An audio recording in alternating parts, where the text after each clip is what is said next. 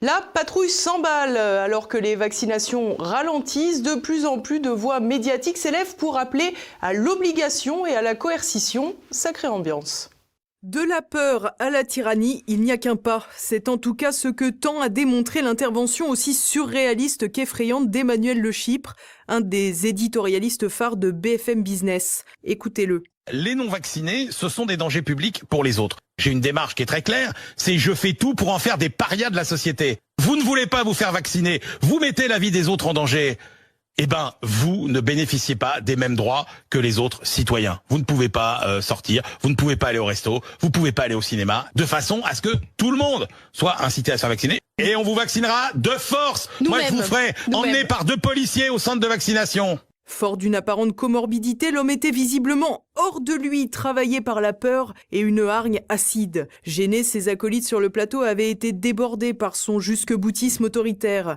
Il faut dire qu'Emmanuel Le Chypre n'en est pas à son premier dérapage. Il est en effet à l'origine d'une saillie douteuse sur l'antenne de BFM pendant la diffusion d'une cérémonie en Chine en hommage aux victimes du Covid.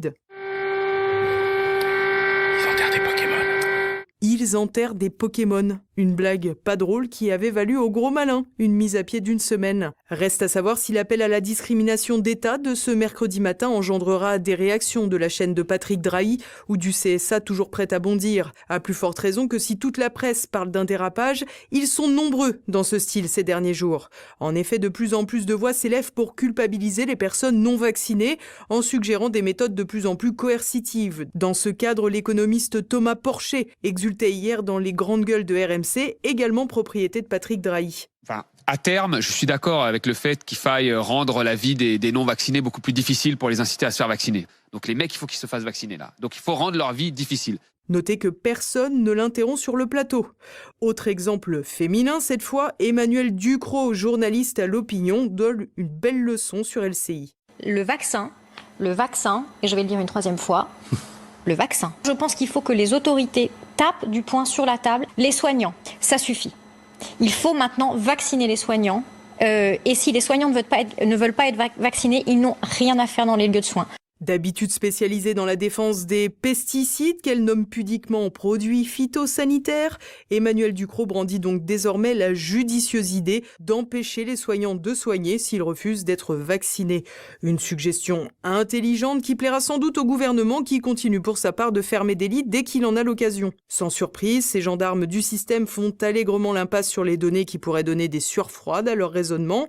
En témoigne la réaction d'Emmanuel Ducrot quand David Pujadas l'interroge sur la recrudescence de contamination de Covid-19 en Grande-Bretagne, un pays beaucoup plus vacciné que la France. Oui, mais on voit que ça redécolle dans les communautés qui ne sont pas vaccinées. Une affirmation qui reste encore à démontrer. En France, les autorités auront sans doute à cœur de ne pas distinguer les malades vaccinés des non-vaccinés pour faire porter le poids épidémique sur ces derniers. Ce mercredi matin, c'était aussi au tour d'Elisabeth Lévy de consacrer son éditorial à une question surprenante. Pourquoi tant d'indulgence avec les non-vaccinés ? Ce qui est étrange dans le fond, c'est le refus de l'obligation vaccinale des adultes.